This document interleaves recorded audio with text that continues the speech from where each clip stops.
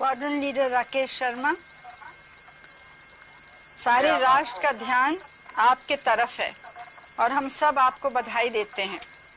यह एक ऐतिहासिक कदम है। मेरी आशा है कि इससे हमारा देश अंतरिक्ष के प्रति जागरूक होगा और साथ ही हमारे युवकों को साहसिक कार्य करने की प्रेरणा मिलेगी। प्रश्न तो आपसे बहुत से पूछने हैं, लेकिन थोड़े से पूछती हूँ। जमीन पर तो आपकी ट्रेनिंग बहुत कठिन रही और एक वैसा ही वातावरण बनाया गया जैसे कि अंतरिक्ष में होता है। अब आप वास्तव में अंतरिक्ष में हैं, तो क्या वैसी ही हालत है या कुछ अलग लग रहा है? जी, पहले तो मैं भारत के नागरिक होने के नाते आपको धन्यवाद देता हूं और मेरे क्रू मेंबर्स भी मेरे साथ आपको धन्यवाद देते हैं आपकी बधाई के लिए। जैसे आपने कहा, हमारी ट्रेनिंग बहुत रवीश मल्होत्रा की और मेरी दोनों की ट्रेनिंग काफ़ी मुश्किल थी, मगर अभी हमें आके पता लग रहा है कि ये जो ट्रेनिंग हमें मिली, ये ट्रेनिंग ज़रूरी थी, क्योंकि जब भी हमारी डॉकिंग मनूवर हुआ है बगैर किसी तकलीफ के, हमें तो ऐसे लगा जैसे कि हम सिमुलेटर में ही बैठे हुए हैं। तो ये हमें सब बताता है कि जो ट्रेनिंग हुई है, कड़ी ट्रेनिंग, इसकी ज़रूरत थी, जिसकी वजह से हम बगैर किसी तकलीफ के सक्सेसफुल डॉकिंग कर पाए हैं। ऊपर से भारत कैसा दिखता है आपको? जी, मैं बगैर किसी झिझक के कह सकता हूँ कि सारे जहां से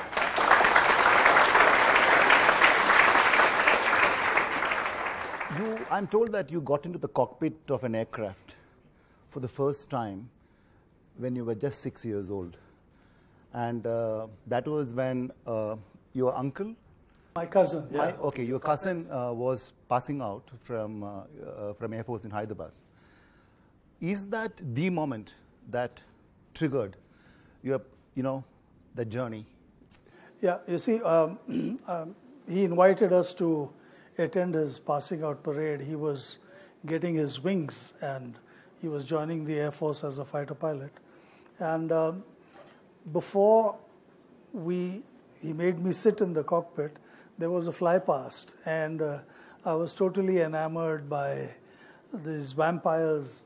It was the first time that jet engines were flying in Indian airspace. So it was making that whistling sound. And of course I looked up, and then he said, "Come, I'll make you sit in this same aircraft cockpit." And I couldn't believe my luck. So he made me sit in that aircraft, and I saw the array of dials, etc. And it captured my imagination, and it stayed with me ever since. So as a young, the young Rakesh Sharma always wanted to join the Indian Air Force. Yeah. I'm also being told that, your father was from Multan in Pakistan, and the mother, now infamous for the Osama bin Laden incident. He's from Abbottabad, so, yes. Yeah, and you came to India after the partition, and apparently you made an attempt a couple of years back. Now your mother is 94. Yeah, she's 94. So you wanted to take your mother back to Pakistan. Yeah. So that, you can go and see the routes, where all that. And what happened? Pakistan denied, or what was it? Yeah, so I wanted to organize a nostalgia trip for my mother. This was after I lost my father. And so I applied for a visa with Air Headquarters' help.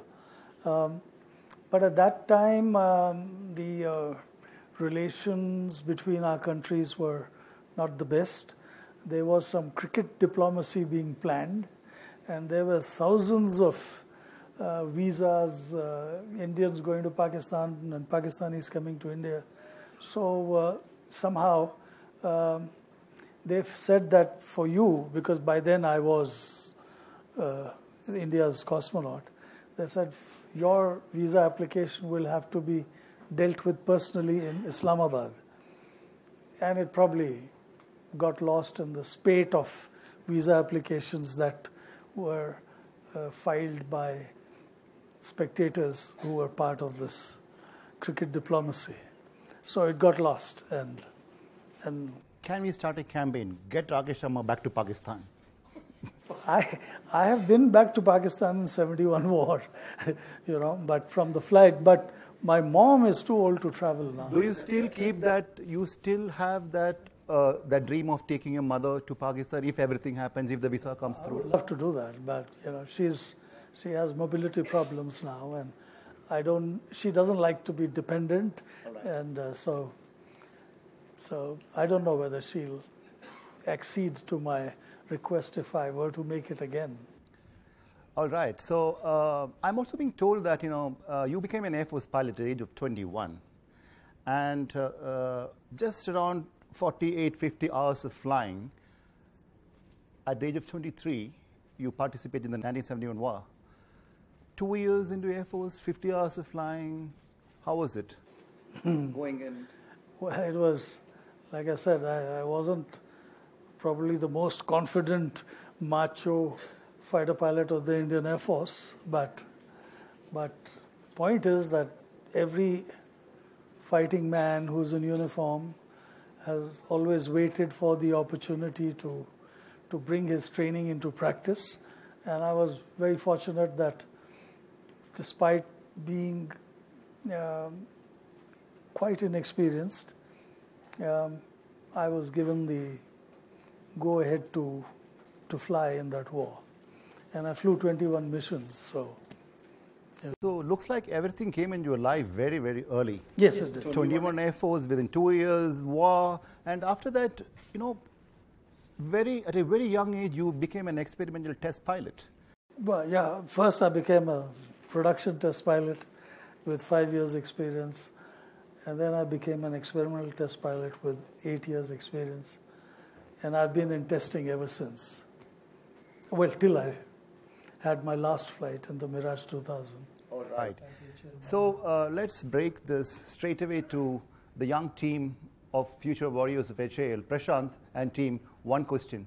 What message would you impart to the design team youngsters, especially the youngsters at HAL, as their role in taking the country's aerospace way forward? Of course, Kota sir is here, he has been guiding us through, but I would specifically like to know from my ex-CTP, what does he expect us and what way we should move forward? Last week I was in HAL Nasik. There was a gathering of ex-chief test pilots. Wing Commander Ashoka was there. He was the senior most, and there were about 8 of us. And we had a seminar out there where we spoke, but that was related to the production testing in HAL. And I would again say that when it comes to development work, the message, if I were to be a part of a development team today, again, I've had the privilege of working under Kota sir during the Tejas project. I would like to see a lot more participation between the flying test flyers and both the program managers and the designers than it was earlier, up till now. And I don't have much experience. I was there on the IJT till we froze the cockpit design. And after that, I don't know. I've not kept pace with what's going on. But I think the concept of working in a team has not fully been, it may have been understood, but I don't know today. So let me put a disclaimer, I don't know how things are today, so let me not prejudge the situation. So it's not as well as I would have liked it to be. If it has improved, well and good. If it has not, well, this is just an observation of the past. In fact, Prashant and his team has captured the imagination of India. A young team really, really toiled hard to get that flying machine out. Thank you so much, Prashant. I want to know, you talked about your mother some time back, and what did she say? Did she okay it? Because ultimately in Indian setup, you have to get that one university certificate from mother to do everything, right? So when you were selected to go to space, USSR, all that, what was it? What was that mother-son conversation? She was all right or emotional? Or? Actually, things moved so fast, and everything was so hush-hush because we were supposed to be positioned in Star City before Mrs. Gandhi arrived. And because she was supposed to break the news to India and the world that India has agreed to send a guy up in space. So I didn't get to speak with my mother that this is what was happening. And but what she told me was much earlier, when I had a difficulty getting her consent for my parents to allow me to fly fighter aircraft, because we didn't have any other family member, extended family, relatives in the services, except for that cousin of mine, and who died in an air crash 2 months after he got commissioned. You're basically from a teaching fraternity, right? Well, my mom was an educationist. Your father was a Sanskrit Pandit? No, my father was with the Punjab National Bank earlier, and then he switched to state government service. So there's no military influence at all, except for the vampire aircraft in Indian skies. So what did your mother finally say? So mother said that I don't want to stand in the way. You seem to be adamant. She thought I would grow out of it, but I didn't. So she says, I don't want to stand in the way, but I'm just asking, I want you to promise only one thing, that you will be good in whatever you do. Because in her thinking, in this kind of game, if you have to be good, you'll be safe, because you've got to be a step ahead of the game. So that was her way of making me promise that I would not grandstand, I would be the kind of professional we talked about. All right, so I was just 11 years old in 1984, April, the 3rd of April, and my mother was an English teacher, and she said after that, you must become Rakesh Sharma, you must go to the space. And we went into different kinds of spaces, but not there. But it's surprising that a country of 1.4 billion, you're the only one man who went to space. Yeah, don't make me feel more guilty than I already do. Yes, it is. But there's a reason for that, and that is because ISRO was working to a very carefully crafted plan by the likes of Vikram Sarabhai, and that was that all our effort in space must have a socio-economic focus, and everything must trickle down to the common man. So ISRO was busy realizing that vision of Dr. Sarabhai, and therefore there was no spare bandwidth. And actually, I don't have his quote on the slide, so he very clearly stated right at the beginning that we are not in competition with any other nation. We are only focusing on this bit. And I must say that ISRO has stuck to its plan and achieved spectacular success. And so that is why they were not interested in the space flight. We still don't have a manned space program. And that is the reason why nobody else went. So my flight, although it was scientific in content, but it had political aims, which we realized by that one flight. All right, so from Purna Prajna School, can we have one question? Yeah, one question, just one. Yeah, give the youngster a chance, the young boy. Quickly, mics. We have to save time. Yeah. You identify yourself with your name and ask him. I'm Suhas Aligar, a student of Purna Prajna Education Center. And today, instead of calling you a cosmonaut, I would like to call you as a Vaimonaut. And my question is that after returning from space, the Vaimonauts will have to face many problems, that is space sickness. And I heard that you practiced yoga to overcome all this, and you had introduced the Indian food to the Russian astronauts nationally in the space, and you are the first Indian to do that. Can you say more about that? Yeah, so one problem with space flight is that you have a lot of people become less productive in space because of symptoms of space sickness. So this has been a problem since man started going into space and started living in that environment of zero gravity. So therefore, there was always research going on how to alleviate these symptoms. How can we better train our crews so that they are not hit by these symptoms? And one of the ideas was that let's try to prepare space crews as per the yogic method. So the other two crew members who were with me, they were Russians. They continued training as per their profile.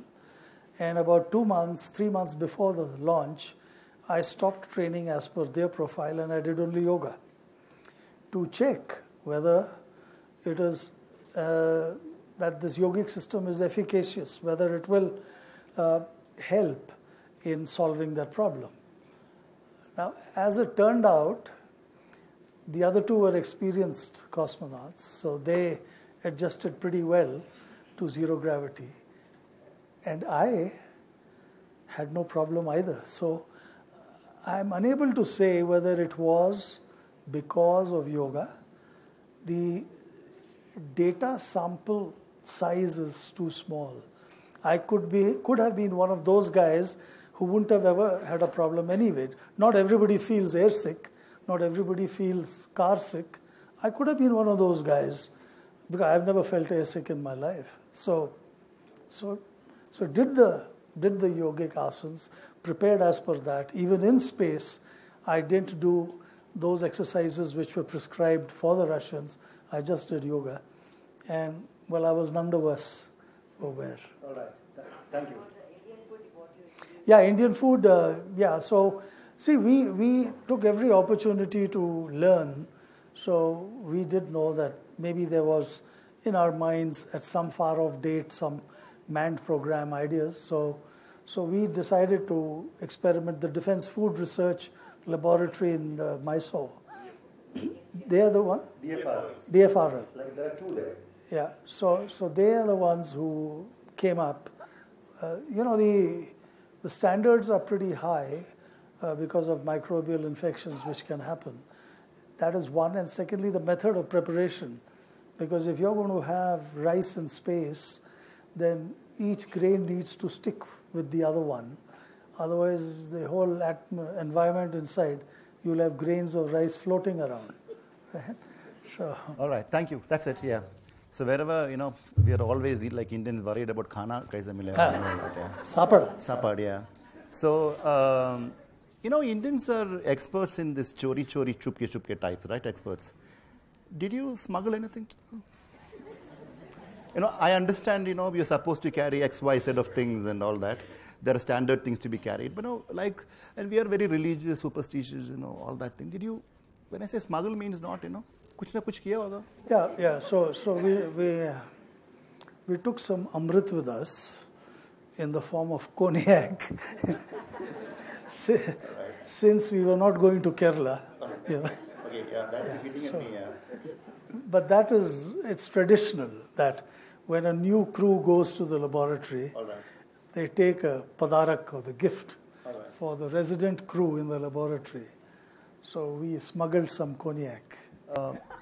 All right, so how is that, in the sense, is there any difference between seeing dreams in space and Earth? Yeah, kuch farak hai, like 4G, like 3G types? Now, I used to dream in color when I was young. Later on, I think it just kind of became black and white, and later on it just stopped. So I think by the time I went to space, I never used to dream, or at least probably my memory was failing. I never could remember the dream the next morning. So I don't know what it was. Even if I had dreamt in space, I don't remember. All right. So did you take, I understand that you took some cassettes, songs. Yeah. So you guys used to sing there, dance, or listen to music? No, well, we did have a guitar on board. All right. And we were allowed to carry 1 kg of personal stuff. So I carried this cassette player and a cassette of my favorite music. So what was that music? Oh, I like all kinds of music, from Hindustani classical to English to Sufi, so all kinds of music. English. I understand when you guys were there, you had some friends visiting, first time in the history of space, other group that came from the US. Well, yeah, we have a record of sorts in our name, because there were 3 guys in the Salute laboratory. 3 of us went in the Soyuz. We docked with the Salute. So 6 of us were in the Salute. 1 Indian, 5 Russians. 1 Indian, 5 Russians. And the US guys came And the US guys got airborne in the shuttle from the States. So that at that time, there were 11 human beings of different race and color orbiting planet Earth. First time? It has never happened after that? Now, I've not been following the record books. All right. I don't know whether that has happened again, but it's unlikely to have happened again. Right. Because shuttle has gone out of service. And 11 people in space, that's a huge traffic. huge traffic. Huge. Nothing compared to Bangalore. Yeah. Bangalore, Bangalore we experiment. This is an experimental state. Yeah. So anything that happens, we experiment here. Over to Shishugriha, where are you guys? Yeah, quickly. I would like to ask you, sir, do you have any regrets looking back at your career? Oh my God, no. If it hadn't been for my career, I wouldn't have gone to space. I have absolutely no regrets. And if I were to live my life again, I would become a fighter pilot, try to become. I hope that it still remains an interesting job, what with automation and artificial intelligence.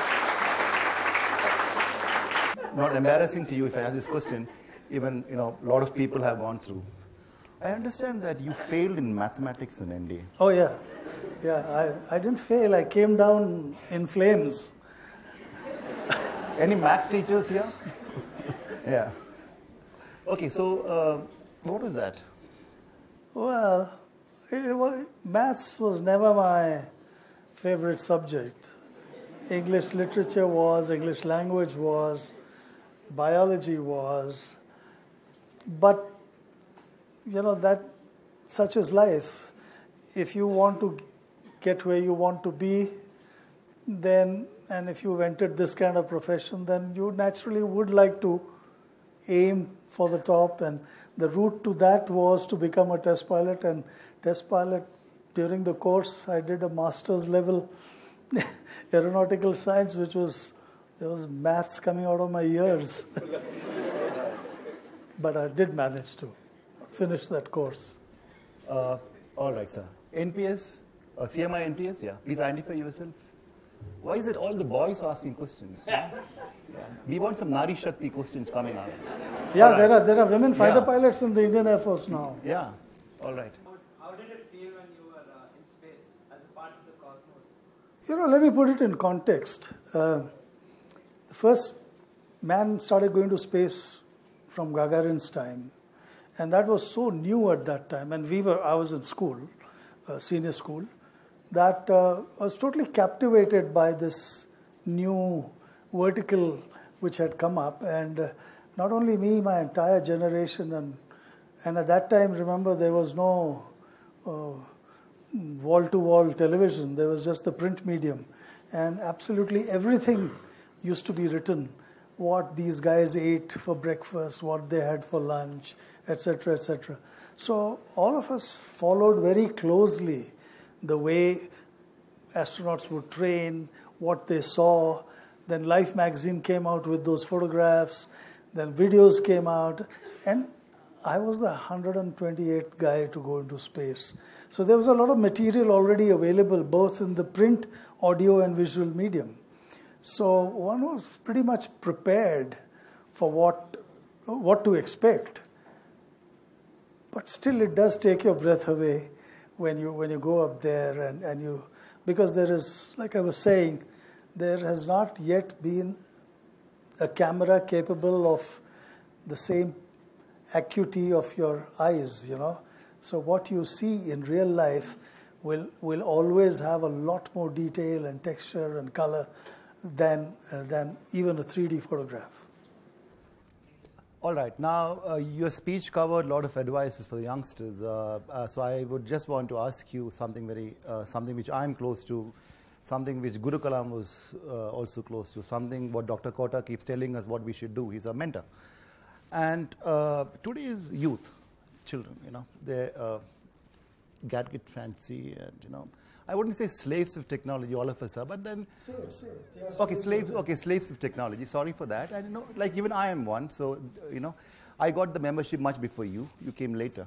So, the thing is that, he dreamt of India becoming 2020 a developed nation, and all of us know by 2040 also it doesn't, it's not going to happen the way at which we are wasting time on Facebook, on WhatsApp, and on whatnot. And you get into the homes, there is nobody talks. It's all like one very absolute mess where the father is with something, mother, everybody is communicating. But don't you think as a nation there has to be, we waste a lot of time?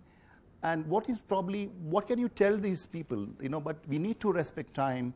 We need to, right from morning, making the bed to, that system has to be in place. All these things doesn't matter. Did it concern you, considering that you have been traveling across schools and colleges, giving lectures, corporates, engineering colleges? So what is that you found with this group?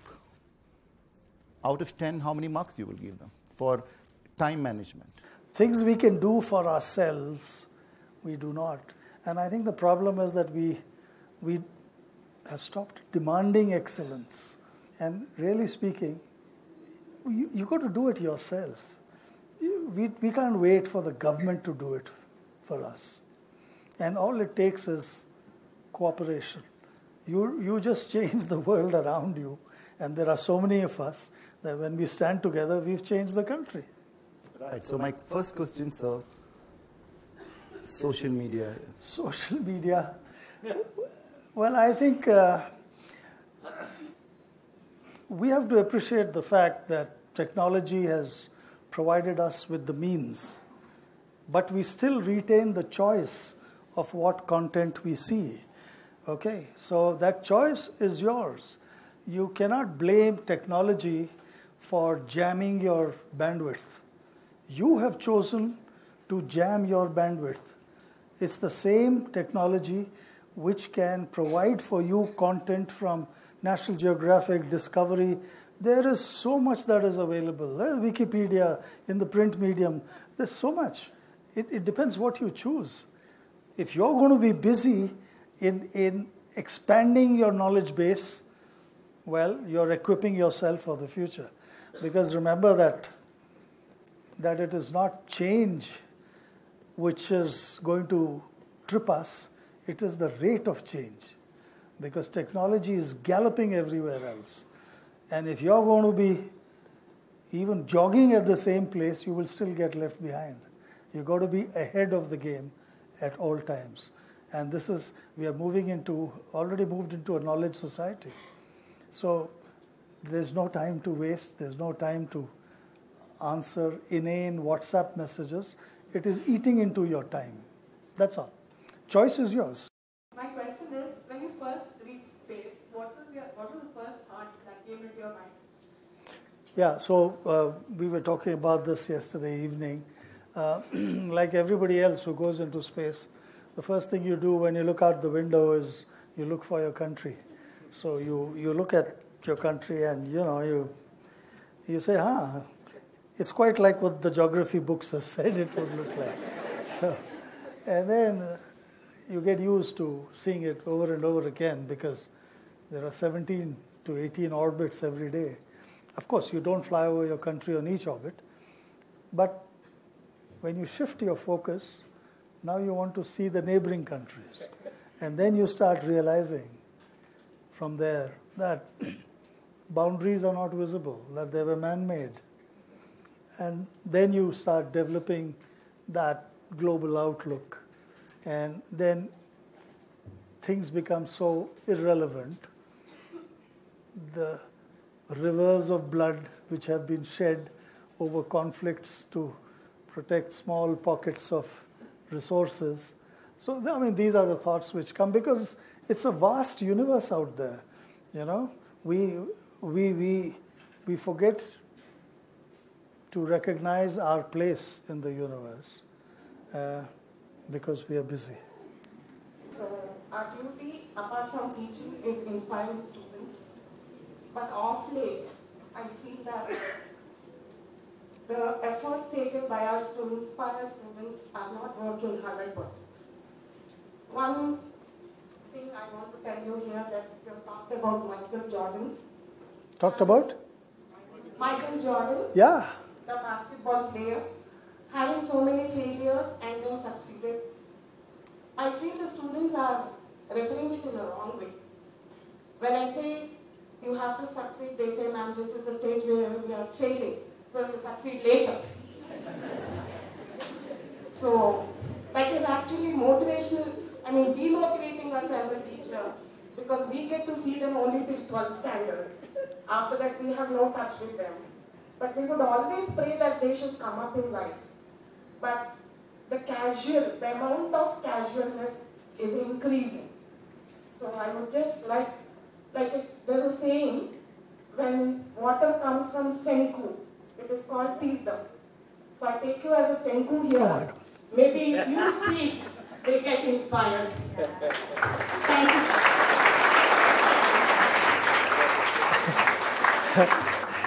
you. I must tell you, let me put it in perspective. My 7th grade school teacher, I used to always be in trouble, and most of the time I used to be standing on the last bench, punished. So one day he called me aside and he said, Rakesh, I really worry for you. The rate at which you're going, you're the only one job you'll be capable of doing. Standing outside General Post Office with your tongue hanging out so that people can stick stamps onto their letters. He told me that. And believe me, if I had not had a passion and if I had not chased it after convincing my parents, I would have been standing outside GPO today. So really, I think what we really need to do is, again, I'll tell you about my own son. There was a software available in the West. He was studying in a school which had a very good teacher-student ratio. And that lady came. She was the parent of one of the students from America. And she told this class to take the test, basically to identify the aptitude. So in my son's case, it came out blank.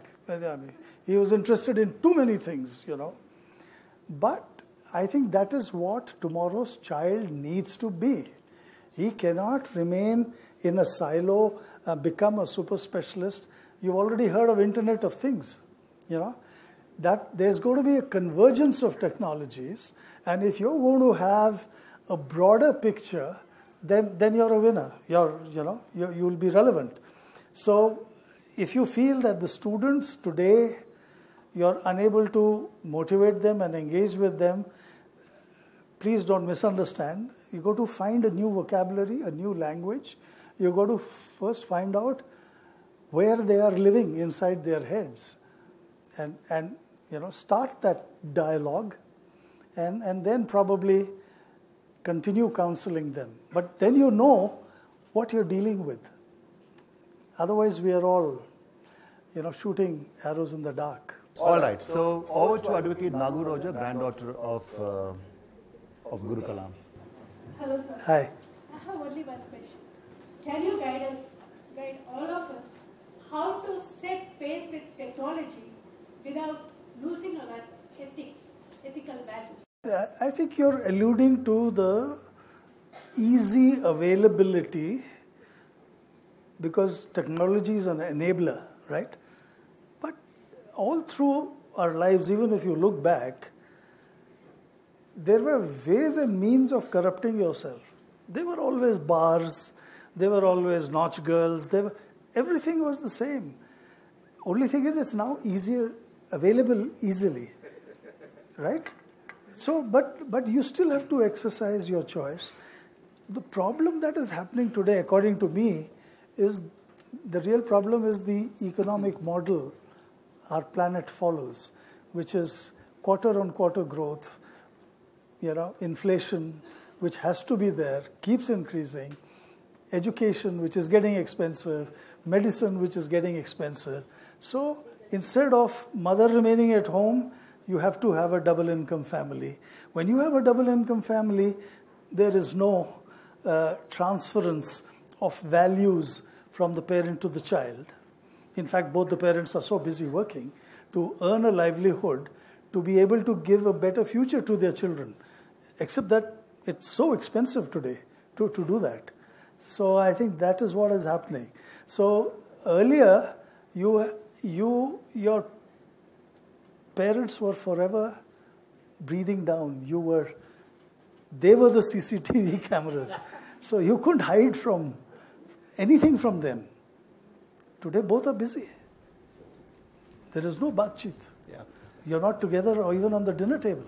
Can you just guide sir to find out that how a child can find out in his life that what he wants to do? I think the basic questions which children need to ask themselves is, what do they find challenging? See, if you don't have a challenge in front of you, it's unlikely you will remain engaged. So if you have a challenge, and in fact, what you don't want to do is a very good thing to ask yourself, why don't you want to do it? And that brings me to the point that there are many a time in my own career when I felt, my God, there is no way I'll be able to fly this supersonic aeroplane. But then when I did do it, I found that it's not half as difficult as I thought it would be. So first, find out what is it that you don't like, and then why don't you like it, and maybe then go along that line. But I take your point. It was much easier for me because I was hooked at that age, and I also know, see, we are suffering from, how do we call it? There are too many choices. In the olden days, there was just Doordarshan.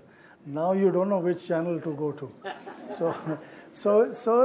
But nevertheless, I think if you don't look at a career as like I said, as a means of making money, but if you want to look at it as what will fulfill you, what is challenging for you, because if it is challenging, you will remain engaged with it and you will realize your potential in that line. I mean, that's what I think. I really don't have a good answer to your very good question. Sir, today India has come a long way. You have very intelligent students. But in spite of that, we feel that the students do undergo some inferiority complex when they are together with Europeans or Americans. And way back, you were with 5 Russians. So did you go through any such complex, or did you feel that you were right at the same level? Again, I was at an advantage. When you have the tricolor on your arm, what happens is that your performance goes beyond your potential. Because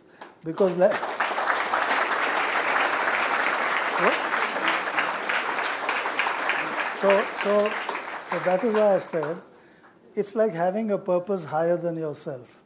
And when you have that, things become a lot easier. So you're talking about the Russians. Well, the only thing that was in my mind at that time was that you cannot let down the country, the Air Force. You're out there in a different environment, yes, but that's how it is. And you find the reserves then to come up with the goods. In fact, I would say this continued later on when in the Tejas program, sir, and you will probably be in a better position to answer this, because again, with very, very limited experience, we were dealing with cutting-edge technology, and we were shoulder to shoulder with foreigners, and at no stage we found, of course, trepidation was there. We were worried that, we might fall short of delivering.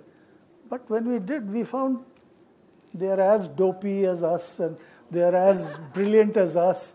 They are as prone to mistakes as that's what has been our experience. They've got better processes, yes, but our common sense, our core intelligence was at par, or if not better. The last question to the Guru, Guru Kota. Yeah, you can ask one question. Of course, there are a lot of issues, problems, ethics, and all. But I do believe that the future is bright. Oh yes, of course. I want you to comment on that point. I thought, as a country, how do you think we are progressing? There are issues, there are problems. But is there a ray of light which can expand itself? So I had mentioned that despite all that I have said, I am quite amazed as to where we are in 70 years. So there is no reason to believe that trajectory will get interrupted. No question about it. Yeah. For all the young people who are here. Yeah. There's no question about it. I just want all I'm trying to say is that the rate at which technology is galloping, if we have to remain relevant, there have to be more hands on deck and more talent. If each of us decides to realize our individual potential, whatever it may be, more than enough. And that is our demographic dividend. As a journalist, I would like to ask many, many questions. This is the last and the last and the last. I just want to sign off in a lighter note. Does Rakesh Sharma get angry anytime? Our cosmonaut, in a sense, we don't know because we have Rakesh Sharma's wife gets angry at Rakesh Sharma. All right. Okay. All right. Okay. So, how does a cosmonaut encounter his wife? By saying "Ji Huzur." Somebody told me that there are times when you have watched Bollywood movies, you cried. I find that as I'm getting older and older, I find it very easy to cry. I'm becoming more and more emotional. I find that for myself. I go to attend the wedding of my friend's daughter, and I start weeping because my daughter is also going to get married. So that's also an art. Today's movies there's so much of talent. The directors are so good. They know how to manipulate the emotions. They know how to strike a chord. They're great communicators. Yeah, so it affects, I'm sensitive. All right, so guys, I hope you guys enjoyed. That was Coffee with a Cosmonaut. Yeah? All right.